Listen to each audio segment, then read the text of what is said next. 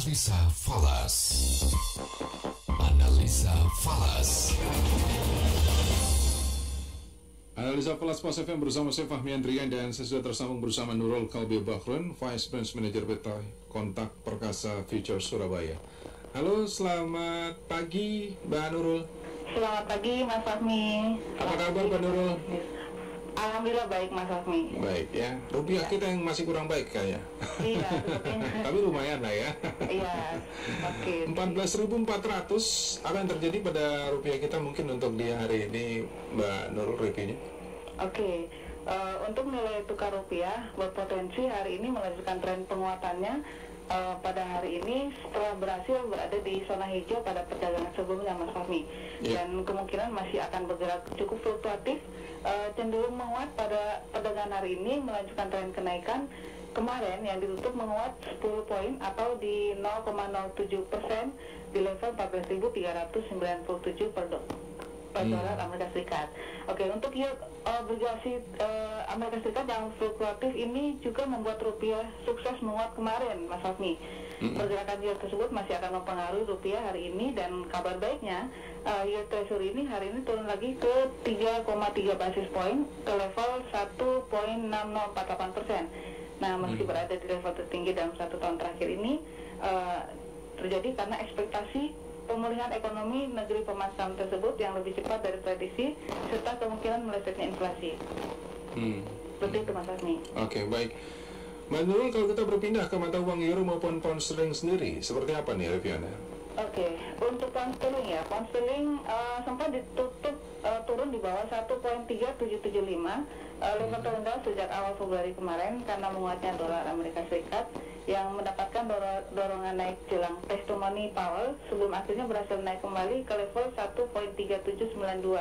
Inggris juga melaporkan bahwa tingkat pengangguran sebesar 5% yang lebih baik daripada yang diperkirakan, namun pada saat yang bersamaan juga mengalami lompatan klaim pengangguran sebanyak 86.500. Nah, naiknya dolar Amerika ini didorong oleh berita bahwa Gedung Putih akan menghasilkan usulan program infrastruktur sebesar 3 triliun dolar yang akan membuat panas perekonomian Amerika Serikat. Nah, untuk sementara itu di Inggris juga memberikan sinyal yang bervariasi, di mana tingkat pengangguran turun secara mengejutkan di 5% di bulan Januari, dan klaim pengangguran mengalami kenaikan di 86.500 pada bulan Februari. Nah, untuk secara teknikal di pound sterling, support terdekat menunggu di level 1.3775 yang apabila berhasil dilewati akan lanjut ke level 1.3745, kemudian ke 1.3610. Untuk resisten terdekat menunggu di 1.3810 yang apabila berhasil dilewati akan lanjut ke 1.3860 dan 1.3900 Mas Fahmi. Oke, baik.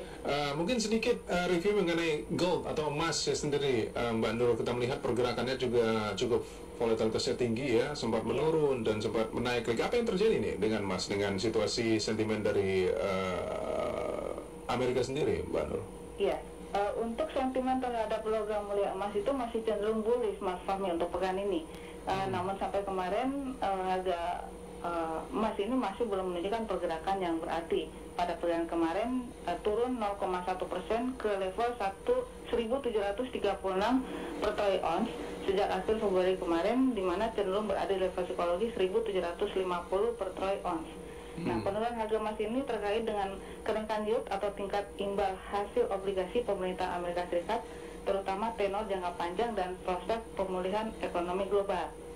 Dan juga turunnya harga minyak mentah berada di level 59 dolar per barel. Nah, lockdown sehubungan dengan COVID-19 juga telah mengambil para trader minyak untuk mengkhawatirkan gelombang infeksi COVID-19. Untuk secara teknikal, support terdekat emas berada di level 1726.40, kemudian support kedua di 1702.15 dan kemudian 1673.30.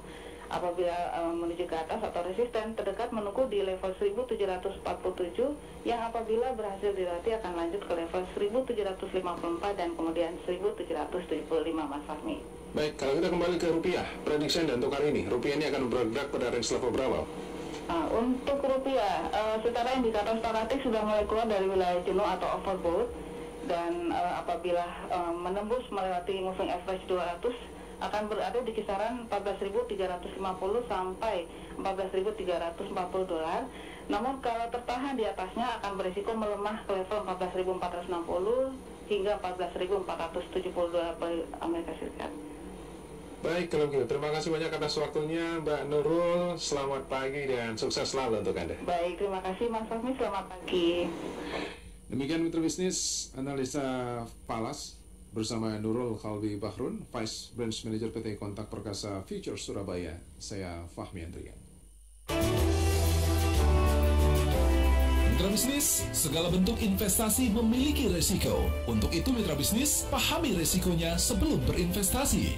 Jadilah investor yang bijak.